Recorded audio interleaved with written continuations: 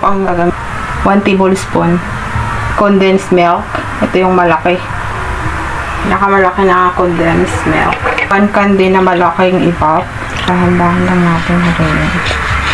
Isang pirasong kalamansi. Ito, hanggang sa mahalo lahat. Sasalain lang natin to ng 3 beses.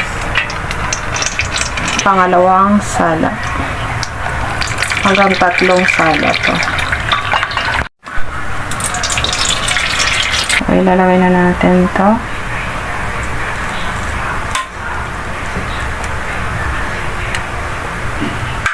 Leche flan tayo.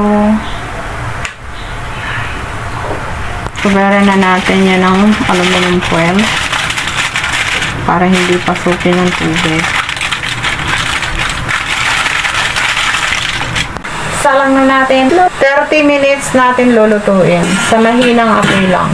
So, set aside na natin to guys. Leche flan. Kasi lang natin ito. Wow! So perfect. Ayan na yung ating leche flan.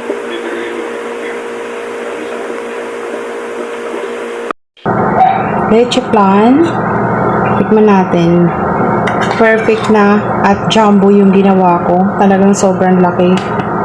Ayan. Tikman natin. Konti lang natin. Titikman lang natin kung gaano siya kasarap. Wow. So delicious. This one good for any occasion, guys. So delicious. Sarap.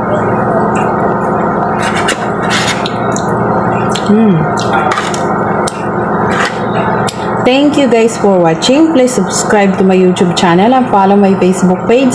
If you buy something, please click the yellow basket in my TikTok shop. Bye guys. Thank you.